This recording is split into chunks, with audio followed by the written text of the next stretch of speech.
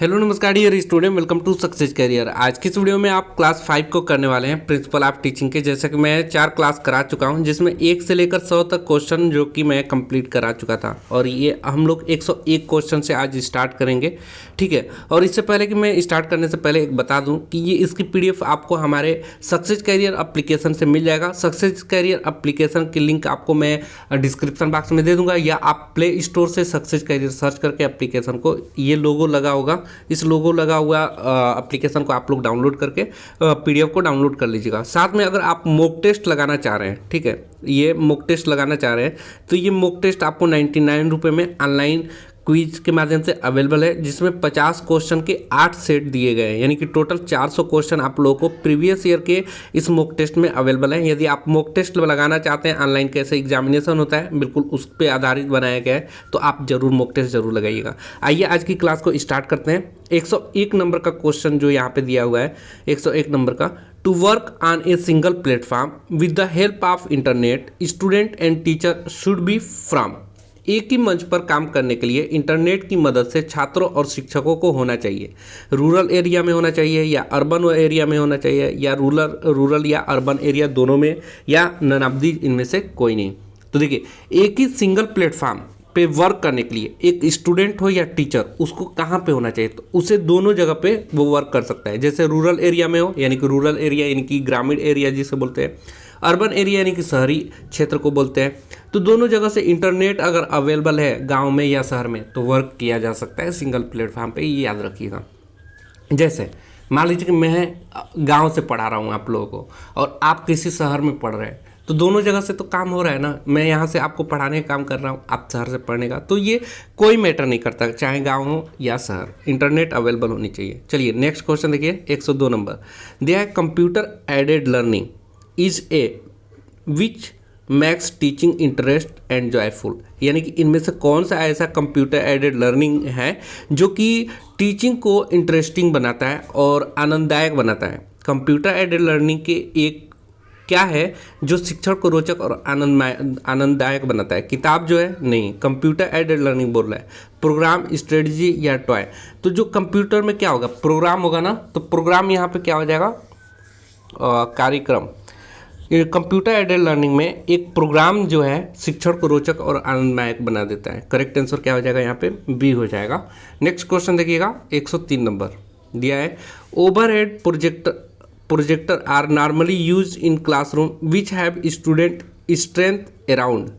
Overhead projector आमतौर पर कक्षा में उपयोग किए जाते हैं जिनके चारों ओर छात्र शक्ति कितनी होनी चाहिए, 10, 15, 18, 35। ओवरहेड जो प्रोजेक्टर हम लोग कक्षाओं में यूज करते हैं, ठीक है, उसमें मिनिमम कितने छात्रों को होना जरूरी है, 10, 15, 18, 35। तो 103 का जो करेक्ट आंसर हो जाएगा वो है 35, करेक्ट आंसर हो जाएगा। नेक्स्ट क्वेश्चन देखिए, 104 number. Teacher responsibility is not related to. शिक्षकों का उत्तरदायित्व संबंधित नहीं है, किससे संबंधित नहीं है, स्टूडेंट एक्सपर्टनेस, छात्रों की विशेषज्ञता से, या एंथुसियाटिक स्टूडेंट टीचिंग, उत्साही छात्र पढ़ा रहा है, या पार्टिसिपेशन इन डिबेट, बहस में भागीदारी का, या स्टूडेंट क्रिएटिविटी, या छात्रों की रचनात्मकता। देखिए, टीचर रिस्पॉन्सिबिलिटी नहीं है, यानी कि टीचर का दायित्व नहीं है, ये पूछा जा रहा है। करेक्ट आंसर यहाँ पे क्या हो जाएगा, पार्टिसिपेट इन डिबेट, यानी कि बहस में भागीदारी लेगा या नहीं लेगा, ये टीचर की क्या है, रिस्पॉन्सिबिलिटी नहीं है। बाकी क्या है, स्टूडेंट जो पढ़ा रहा है वो एक्सपर्ट हो, ये टीचर की एक हो सकता है, अगर वो खुद ही पढ़ना नहीं चाहेगा तो बात ही अलग है। ठीक है, उत्साही छात्र को क्या करना, पढ़ाना, या स्टूडेंट क्रिएटिविटी, यानी कि स्टूडेंट को कोई प्रैक्टिकल चीज़ देना कि कोई चीज़ वो बनाए, ये सब क्या है, एक टीचर की रिस्पॉन्सिबिलिटी होती है। लेकिन वो डिबेट में कोई डिबेट हो रहा है या कहीं पे कोई फंक्शन हो रहा है कॉलेज में, तो वो पार्टिसिपेट करने के लिए मजबूर नहीं कर सकता, रिस्पॉन्सिबिलिटी नहीं दे सकता ना, वो बस बोल सकता है कि ये फंक्शन हो रहा है, आप पार्टिसिपेट करना चाहो तो कर सकते हो। नेक्स्ट क्वेश्चन देखिए, 105 नंबर दिया है, which job design approach takes worker to do different task periodically. कौन सा जॉब डिजाइन दृष्टिकोण कार्यकर्ता को समय समय पर अलग अलग कार्य करने के लिए लेता है। जॉब सिंप्लीफिकेशन, कार्य सरलीकरण, या जॉब इनलार्जमेंट, नौकरी का विस्तार करने के लिए, या जॉब रोटेशन या यानी कि कार्यावर्तन के लिए, या जॉब इनरिचमेंट यानी नौकरी समृद्धि के लिए। तो 105 का जो करेक्ट आंसर हो जाएगा वो है job rotation, correct answer C हो जाएगा। नेक्स्ट क्वेश्चन देखिएगा 106 number, workshop practice involve tools and design step for. Workshop अभ्यास में निम्न के लिए उपकरण और डिजाइन के चरण शामिल है। मेटल वर्क धातु का काम के लिए, ठीक है। Workshop practice involve tools and design step for धातु के काम के लिए, या कारपेंटरी यानी कि बढ़ईगिरी के लिए, या इलेक्ट्रिकल यानी कि विद्युती के लिए, या ऑल ऑफ दिस। तो यहाँ पे all of this correct answer हो जाएगा। जो वर्कशॉप में प्रैक्टिस करने के लिए टूल्स और जो डिजाइन है वो इन्वॉल्व होता है, शामिल होता है, कार्य धातु के कार्य के लिए भी, कारपेंटर के कार्य के लिए भी, और इलेक्ट्रिसिटी यानी कि इलेक्ट्रिकल के कार्य के लिए भी, यानी कि all of this correct answer हो जाएगा। नेक्स्ट क्वेश्चन देखिएगा, दिया है 107 number, good lesson plan will not involve. एक अच्छी पाठ्य योजना है यानी कि जो लेसन प्लान है शामिल नहीं होगा। क्या शामिल नहीं होता है उसमें? लर्निंग ऑब्जेक्टिव, सीखने का मकसद, या शिक्षण गतिविधियाँ, या छात्रों का आकलन, या सीखने वाले छात्र, स्टूडेंट लर्निंग। तो 107 का जो करेक्ट आंसर हो जाएगा ना, स्टूडेंट लर्निंग शामिल नहीं होगा। बाकी लेसन प्लान में ऑब्जेक्टिव दिया रहता है, जैसे उद्देश्य दिया रहता है कि इस लेसन प्लान में मतलब आपका क्या उद्देश्य है, इस लेसन को पढ़ाने के बाद लड़के के अंदर क्या डेवलप होगा, ये उद्देश्य होनी चाहिए। लर्निंग एक्टिविटी होनी चाहिए, स्टूडेंट असेसमेंट, छात्रों का आकलन होनी चाहिए, ये तीनों होना चाहिए ना गुड लेसन प्लान में। बाकी स्टूडेंट लर्निंग, सीखने वाले छात्र की, ये नहीं शामिल होना चाहिए। नेक्स्ट क्वेश्चन देखिए 108 नंबर दिया है, which projection equipment is not used for teaching training. शिक्षण प्रशिक्षण के लिए किस प्रक्षेपण उपकरण का उपयोग नहीं किया जाता है? ओवरहेड प्रोजेक्टर, ठीक है, या टेप रिकॉर्डर, या एलसीडी प्रोजेक्टर, या वीडियो कैमरा। तो projector equipment is not used for teaching training, यानी कि टीचिंग या ट्रेनिंग देने के लिए कौन सा इक्विपमेंट जो है प्रोजेक्शन वो इस्तेमाल नहीं करते हैं, ठीक है।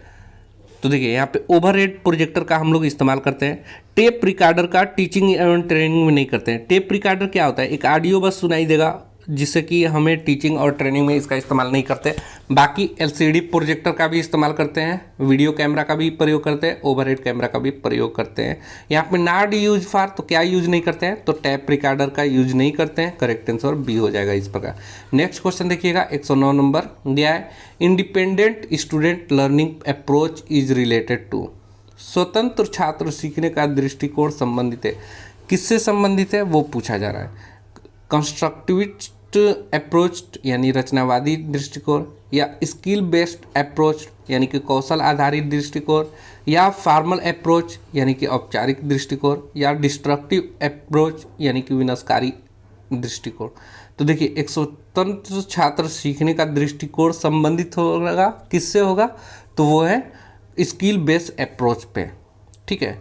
एक इंडिपेंडेंट स्टूडेंट जो है लर्निंग अप्रोच कैसे आएगा? तो वो स्किल बेस्ड अप्रोच करेगा, तो उसको सीखने का कौशल आधारित दृष्टिकोण से कोई भी चीज़ लर्निंग अप्रोच कर सकता है। नेक्स्ट क्वेश्चन देखेंगे 110 नंबर दिया है, which among the following is not an economic benefit of vocational education.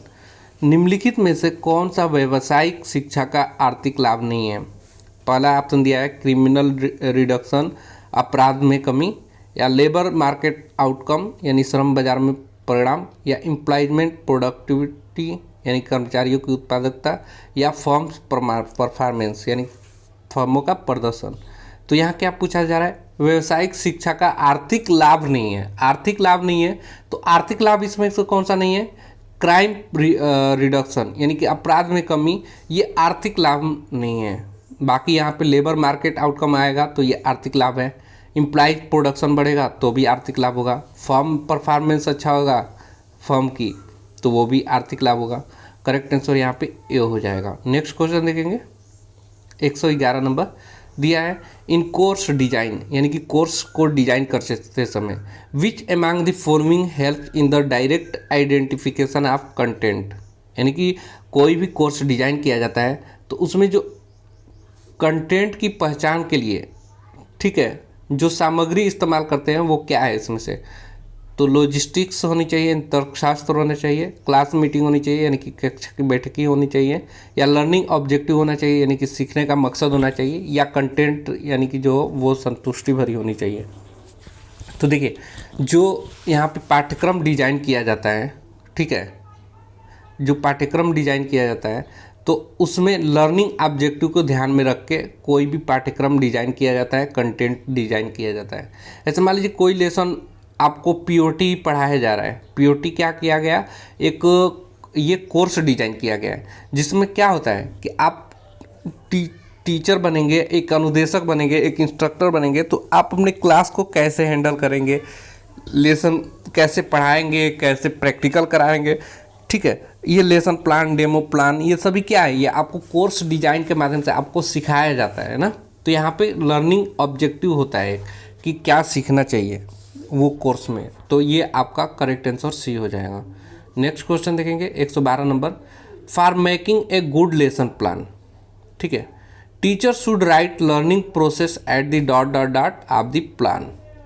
एक अच्छी पाठ्य योजना बनाने के लिए शिक्षकों को योजना के कहाँ पर सीखने की प्रक्रिया लिखनी चाहिए, शुरुआत में यानी बिगनिंग में, बटम में, सेंटर में, या आफ्टर द कंप्लीट कोर्स, पूरा कोर्स करने के बाद।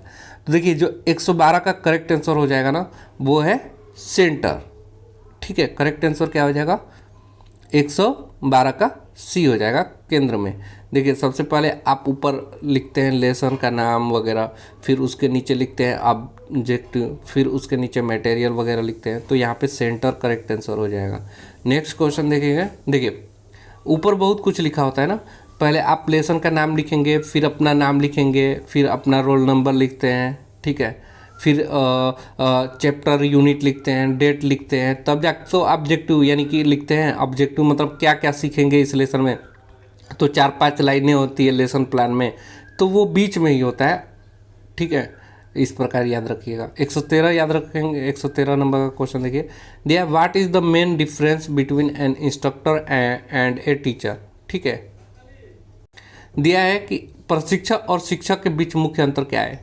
एक इंस्ट्रक्टर यानी कि अनुदेशक और एक अध्यापक के बीच अंतर पूछा जा रहा है, ठीक है, अनुदेशक और टीचर यानी कि अध्यापक में क्या अंतर है मेन, चलिए पढ़ते हैं और देखते हैं क्या अंतर है। A teacher teaches and A instruct, एक शिक्षक पढ़ाता है और एक प्रशिक्षक जो होता है निर्देश देता है। दूसरा ऑप्शन दिया है यहाँ पे, a teacher teaches and N instructor evaluate, एक शिक्षक पढ़ाता है और एक प्रशिक्षक यानी कि अनुदेशक मूल्यांकन करता है। तीसरा ऑप्शन दिया हुआ है, ए टीचर टीचेज थ्योरी, यानी कि एक टीचर जो होता है वो थ्योरी के सिद्धांत बताता है, एंड इंस्ट्रक्टर कंडक्ट प्रैक्टिकल, और एक इंस्ट्रक्टर जो होता है वो क्या करवाता है, तो प्रैक्टिकल करवाता है। चौथा ऑप्शन दिया है, a teacher gives knowledge and N instructor impart skill. देखिए सबसे मुख्य जो अंतर होता है वो डी वाला ऑप्शन यहाँ पे सही है। एक टीचर जो है नॉलेज देता है, नॉलेज देता है मतलब क्लास में आके आपको सारी चीज़ें बता देगा, ठीक है, समझा देगा, जैसे क्वेश्चन आंसर हो गया वो समझा देगा आपको, एक टीचर का काम है। लेकिन एक इंस्ट्रक्टर जो होता है ना इम्पार्ट स्किल करता है। इम्पार्ट स्किल का मतलब कौशल प्रदान करता है। जैसे मान लीजिए एक टीचर आएगा तो आपको लेथ मशीन की स्पीड का क्या है फार्मूला बता देगा, ठीक है, स्पीड का फार्मूला। लेकिन एक इंस्ट्रक्टर जो होगा वो कैसे वर्क कर रहा है ले जाके आपको लेथ मशीन पे एक तरह से प्रैक्टिकल करके दिखाएगा। दोनों में मुख्य अंतर यही होता है, ठीक है। चलिए नेक्स्ट क्वेश्चन बढ़ते हैं। जैसे मान लीजिए कि अभी आप देखेंगे आप इंस्ट्रक्टर बन रहे हैं ना, तो आप देखेंगे आपके वर्कशॉप में तरह तरह के आपसे काम करवाया जाता है, ठीक है। तो वो क्या है, एक इंस्ट्रक्टर ही तो सिखाता है, जबकि एक टीचर क्लास में ही सीमित रहता है। चलिए नेक्स्ट क्वेश्चन देखते हैं। हो गया ना 113। चलिए 114 नंबर दिया है, in addition to have high level of subject expertise and having a good value belief system, a competent instructor should display. उच्च स्तर की विषय विशेषज्ञता और एक अच्छे मूल्य विश्वास प्रणाली होने के अलावा एक सक्षम प्रशिक्षक को क्या प्रदर्शित करना चाहिए। एक स्ट्रिक्ट आउटलुक, एक सख्त दृष्टिकोण, या a sympathy for his her student, अपने छात्रों के प्रति सहानुभूति दिखानी चाहिए, या रिस्पॉन्सिबिलिटी फ्रॉम ओन डेवलपमेंट, खुद के विकास को जिम्मेदारी देना चाहिए, या इंडिपेंडेंट वर्क होना चाहिए यानी कि स्वतंत्र काम होना चाहिए। तो 114 का जो करेक्ट आंसर होगा वो सी हो जाएगा, रिस्पॉन्सिबिलिटी फॉर ओन डेवलपमेंट, खुद के विकास की जिम्मेदारी प्रदर्शित करना चाहिए एक सक्षम प्रशिक्षक को। ठीक है, नेक्स्ट क्वेश्चन देखिएगा 115 number, the development task model was develop by, विकासात्मक कार्य मॉडल द्वारा विकसित किया गया, किसके द्वारा? एरिक एरिक्सन के द्वारा, रॉबर्ट हैविगर्स द्वारा, सिगमंड फ्रेड द्वारा, या एडवर्ड थॉर्नडिक द्वारा। तो 115 का सिर्फ आपको याद रखना है, 115 का जो करेक्ट आंसर हो जाएगा वो है बी, यानी कि रॉबर्ट हैविगर्स द्वारा एक डेवलपमेंट टास्क मॉडल डेवलप किया गया। नेक्स्ट क्वेश्चन देखेंगे 116 नंबर, दिया है introspection as means of learning involve, सीखने के साधन के रूप में आत्मनिरीक्षण शामिल है, क्या शामिल है? तो आइए देखते हैं, इंस्पेक्शन अदर, दूसरे को निरीक्षण करना, या पे अटेंशन ओन थॉट यानी अपने विचारों पर ही ध्यान देना, या ऑब्जर्विंग अदर यानी दूसरों का अवलोकन करना, या रिकॉर्डिंग अदर बिहेवियर यानी कि दूसरे के व्यवहार को रिकॉर्ड करना। तो देखिए, सीखने के साधन के रूप में आत्मनिरीक्षण शामिल है, यानी कि आप खुद को सेल्फ इंट्रोस्पेक्शन कैसे करें, खुद का इंस्पेक्शन करना है, न कि दूसरे का। तो 116 का यहाँ पे करेक्ट आंसर क्या हो जाएगा? Pay attention to own thought, अपने विचारों पर ध्यान देना ही इंट्रोस्पेक्शन कहलाता है। नेक्स्ट क्वेश्चन देखेंगे 117 number, what is the function of A syllabus, एक पाठ्यक्रम का, ठीक है, जो सिलेबस बनाया जाता है उसका कार्य क्या है, फंक्शन क्या है? ठीक है, कोई भी सिलेबस तैयार किया जाता है, जैसे फिटर में ही तरह तरह की चीज़ें पढ़ाई जाती है, मैकेनिक मोटर व्हीकल का सिलेबस अलग होता है, फैशन डिजाइन ड्रेस मेकिंग का अलग होता है, ठीक है, कोपा ट्रेड का अलग होता है, इलेक्ट्रिशियन का सिलेबस अलग होता है। तो वो क्यों तैयार किया जाता है, उसका कार्य क्या है? ठीक है, अगर तैयार करने का मकसद ही क्या है, चलिए पढ़ते हैं और समझते हैं। दिया inform the student of the course and goals learning outcome, पाठ्यक्रम के लक्ष्यों और सीखने के परिणामों को छात्रों को सूचित करना सिलेबस का उद्देश्य है, फंक्शन है, कार्य है। या listening the topic to be address in each class session, प्रत्येक कक्षा में संबोधित किए जाने वाले विषयों की सूची बनाना है। या ग्रेडिंग सिस्टम एंड पॉलिसी, यानी कि ग्रेडिंग प्रणाली और नीति बनाना है। या ऑल ऑफ दीज, तो यहाँ जो करेक्ट आंसर हो जाएगा वो है ऑल ऑफ दीज, ये सब भी करेक्ट आंसर हो जाएगा। एक सिलेबस का कार्य क्या है, तो वो उसका कार्य स्टूडेंट को इन्फॉर्म करना कि कोर्स में क्या क्या गोल है और आप क्या नए चीज़ें सीखेंगे, सिलेबस का कार्य है। दूसरा है कि प्रत्येक कक्षा सत्र में संबोधित किए जाने वाले विषयों की सूची तैयार करना है, और ग्रेडिंग सिस्टम और पॉलिसी तैयार करना है, ये सिलेबस का एक कार्य है। नेक्स्ट क्वेश्चन देखेंगे 118 नंबर, दिया है which of the following allow instructor to design learning material as per level of thinking and performance, निम्नलिखित में से कौन सा प्रशिक्षकों को सोच और प्रदर्शन के स्तर के अनुसार शिक्षण की सामग्री को डिजाइन करने की अनुमति देता है? पाठ्यक्रम का कार्य क्या है? ठीक है, ये पाठ्यक्रम का कार्य क्या है, ये आप लोग लाइन काट लीजिएगा, वो लग रहा है कि पिछले वाले क्वेश्चन से पेस्ट हो गया। ठीक है, आपको सिर्फ इतना ही याद रखना, निम्नलिखित में से कौन सा प्रशिक्षकों को सोच और प्रदर्शन के स्तर के अनुसार शिक्षण सामग्री को डिजाइन करने की अनुमति देता है। तो वो मॉडल आपको बताना है, arch model, ADDIE model, Bloom's या आईएसडी। तो 118 का जो करेक्ट आंसर हो जाएगा वो है एडी मॉडल। क्या करता है, यही क्या करता है कि प्रशिक्षकों को सोच और प्रदर्शन के स्तर के अनुसार शिक्षण सामग्री को डिजाइन करने की अनुमति देता है, एडी मॉडल ही। नेक्स्ट क्वेश्चन देखेंगे, दिया what is A in the acronym VAK as applied to learning style, सीखने की कौशल शैलियों पर लागू होने वाले परिणामवादी शब्द VAK में एक क्या है?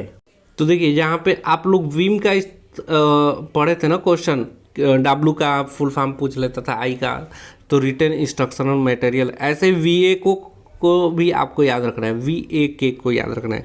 V का मतलब क्या होगा, तो विजुअल होगा। A का मतलब क्या होगा, तो ऑडिटोरी होगा। और के का मतलब क्या होगा, काइनेस्थेटिक होगा। ठीक है, काइनेस्थेटिक। तो यहाँ पे ए का मतलब पूछ रहा है ना। ठीक है, तो ए का मतलब क्या हो जाएगा, ऑडिटोरी। यहाँ पे करेक्ट आंसर सी हो जाएगा, 119 का सी। ठीक है, नेक्स्ट क्वेश्चन देखेंगे 120 नंबर। चलिए 120 नंबर का क्वेश्चन देखिए, the three categories of learning are. ठीक है, तीन कैटेगरी क्या है जो सीखने के लिए क्या करता है, सीखने की तीन श्रेणियाँ होती है। पहला नॉलेज, दूसरा स्किल, तीसरा क्या होगा, मोटिवेशन, बिहेवियर, एटीट्यूड या एप्टीट्यूड। देखिए तो तीसरा जो है यहाँ पे होगा एटीट्यूड होना चाहिए। सीखने की तीन श्रेणियाँ हैं, knowledge, skill and attitude. Attitude का मतलब होता है आपका नज़रिया कैसा है, पॉजिटिव है या निगेटिव, ऐसे बोलते हैं ना। कोई चीज़ आपको सिखाया जा रहा है तो सीखने की एटीट्यूड क्या है। अगर आप निगेटिव एटीट्यूड में रहेंगे तो आप सीख नहीं पाएंगे। पॉजिटिव एटीट्यूड रहेंगे, सीखने के लिए आप इंस्ट्रक्टर क्या बता रहा है पूरी आप नज़रिए से पूरे आप ध्यान से देखते हैं, तो वो आपका एटीट्यूड होता है। तो यहाँ पे करेक्ट आंसर सी हो जाएगा। ठीक है, नेक्स्ट क्वेश्चन देखेंगे 121 number. A role play is a type of teaching delivery activity under the category of. एक रोल प्ले किसके श्रेणी के तहत एक प्रकार की शिक्षण वितरण गतिविधि है। तो यहाँ पे ऑप्शन दिया हुआ है सिमुलेशन, डिमॉन्स्ट्रेट, प्रैक्टिस, लेक्चर। तो यहाँ करेक्ट आंसर क्या हो जाएगा, ए यहाँ पे करेक्ट आंसर हो जाएगा सिमुलेशन। नेक्स्ट क्वेश्चन देखिएगा, दिया है Sheela has a new idea for her science fair. ठीक है, शीला के पास अपने विज्ञान मेले के लिए नए विचार है। Which is the best method to use show her idea to her classmates. ठीक है, अपने सहपाठियों को अपना विचार दिखाने के उपयोग करने का सबसे अच्छा तरीका क्या होगा। ठीक है, मान लीजिए कि कोई स्कूल में फेयर लगने वाला है, मेला लगने वाला है साइंस का। ठीक है, और उस शीला के पास कोई अच्छा आइडिया है, तो वो अपने सहपाठियों को अपने विचारों को दिखाने के लिए सबसे अच्छा तरीका कौन सा होगा। पोस्टर लगा के बता दे, या वर्किंग मॉडल पे समझा दे, या ई लर्निंग, या डिमॉन्स्ट्रेट यानी कि दिखा कर बता दें। तो सबसे अच्छा जो तरीका होता है साइंस को दिखाने का, वर्किंग मॉडल को दिखाकर हम लोग समझा सकते हैं अपने दोस्तों को। तो करेक्ट आंसर बी हो जाएगा। वर्किंग मॉडल क्या है कि किस सिद्धांत पे कार्य करता है, कैसे वर्क करता है, अगर हम मॉडल ही दिखा देते हैं तो सबसे बेस्ट तरीका वही होता है। ठीक है, चलिए नेक्स्ट क्वेश्चन देखिए 123 नंबर। दिया है to have effective communication it is a best to avoid. प्रभावशाली संचार के लिए निम्न में से किससे बचना सबसे अच्छा है, यानी कि किससे अवॉइड करना चाहिए एक इफेक्टिव कम्युनिकेशन के लिए। Wrong assumption and cultural barrier, गलत धारणाएं और सांस्कृतिक बाधाएं से बचना चाहिए, या thinking about the past experience, पिछले अनुभवों के बारे में सोचना चाहिए, या प्लानिंग करना चाहिए, योजना बनाना चाहिए, या अवॉइड रिस्पॉन्डिंग क्विकली, जल्दी जवाब देने से बचें। तो देखिए एक प्रभावशाली संचार के लिए यह है कि गलत धारणाएं और सांस्कृतिक बाधाओं से बचना चाहिए। करेक्ट आंसर ये हो जाएगा। नेक्स्ट क्वेश्चन देखेंगे 124 नंबर। दिया है ए job seat should contain information about. एक जॉब सीट में किसके बारे में जानकारी होनी चाहिए। एक जॉब सीट में, तो एक जॉब सीट में time taken to perform the job, यानी कार्य करने में लगने वाला समय बताना चाहिए। दूसरा instruction and material need to perform the job, कार्य करने के लिए आवश्यक निर्देश और सामग्री देना चाहिए, या दोनों, या नन ऑफ दिस। तो देखिए एक जॉब सीट में क्या क्या इन्फॉर्मेशन देनी चाहिए। तो एक जॉब इन्फॉर्मेशन में जॉब को बनाने के लिए कितना टाइम देना है। जैसे आपका प्रैक्टिकल जब होगा ना, तो आपका प्रैक्टिकल का टाइम दे दिया रहेगा कि इतने घंटे में ये जॉब बना लेना है। ठीक है, या आप इंस्ट्रक्टर बनेंगे ना किसी ITI में, तो वहाँ आप जब लड़कों को प्रैक्टिकल कराएंगे तो आप फिक्स समय देंगे, 4 घंटे 8 घंटे में ये जॉब आपका तैयार हो जाना चाहिए। तो ये भी आपका होना चाहिए। जॉब शीट में क्या होना चाहिए, इन्फॉर्मेशन, टाइम टेकन, परफॉर्मेंस, यानी कि जो परफॉर्मेंस के लिए जॉब में कितना समय लगना चाहिए। दूसरा वहाँ पे जो मटेरियल यूज करेंगे, जो टूल्स यूज करेंगे, उसकी भी क्या होना चाहिए, जॉब शीट में बताना चाहिए। तो करेक्ट आंसर इसका क्या हो जाएगा, बोथ ऑफ दीज, यानी कि दोनों, उपरोक्त दोनों उपरोक्त कौन, ए और बी दोनों हो जाएगा। नेक्स्ट क्वेश्चन देखिएगा 125, और ये लास्ट क्वेश्चन है। An experiment sheet is use to. एक प्रयोग पत्रक का प्रयोग किसके लिए किया जाता है। एक्सपेरिमेंट शीट का प्रयोग किस लिए किया जाता है। यहाँ पे ऑप्शन दिया है state the objective of the experiment, प्रयोग का उद्देश्य बताने के लिए, या instruction to perform the experiment, प्रयोग करने के निर्देश देने के लिए, बोथ ऑफ दिस या नन ऑफ दिस। तो 125 का जो करेक्ट आंसर हो जाएगा, both of this correct answer हो जाएगा। एक एक्सपेरिमेंट शीट में क्या क्या होना चाहिए, प्रयोग का उद्देश्य बताया होना चाहिए, और प्रयोग करने के निर्देश, यानी कि कैसे कैसे इंस्ट्रक्शन दिया होना चाहिए कि वो प्रयोग कैसे करेंगे, एक्सपेरिमेंट कैसे करेंगे। ठीक है। जैसे आप प्रैक्टिकल लिखते हैं ना, तो प्रैक्टिकल के सबसे पहले आप उद्देश्य लिखते हैं ऊपर, फिर वो प्रैक्टिकल कैसे करना है उसका इंस्ट्रक्शन पूरा लिखते हैं। तो वो है एक्सपेरिमेंट शीट पे ही हम लोग लिखते हैं 125 नंबर का, ठीक है। ये 5वां क्लास ख़त्म हो गया। नेक्स्ट क्लास 6ठा क्लास करेंगे। देखिए मैं आपको एक बार और बोलता हूँ, मॉक टेस्ट आप ज़रूर लगाइएगा। मॉक टेस्ट हमारे प्ले स्टोर पे सक्सेस करियर एप्लीकेशन पे ये मॉक टेस्ट आपको अवेलेबल है 99 रुपीज़ में, जिसमें 8 मॉक टेस्ट यानी कि 8 सेट दिए गए हैं 50-50 क्वेश्चन के, जो कि आपके एग्जाम में 50 क्वेश्चन ही आते हैं बिल्कुल समय के साथ। और इसमें जैसे आपका ऑनलाइन एग्जामिनेशन होता है ना, वैसे ही आपको टोटल 400 प्रीवियस ईयर के क्वेश्चन प्रोवाइड किए गए हैं, जो कि आपको मॉक टेस्ट के बाद रिजल्ट, ठीक है, और आपका रैंक वगैरह शो करेगा, और साथ में आपको रिजल्ट के बाद आंसर भी पता चल जाएगा कौन सही है कौन गलत है। तो आप उसकी एनालिसिस ज़रूर करिएगा। आज के लिए वीडियो में इतना ही, मिलेंगे नेक्स्ट क्लास 6 में। आज के लिए इतना ही। Thanks for watching this video guys. मिलेंगे नेक्स्ट वीडियो में, तब तक के लिए बाय, जय हिंद।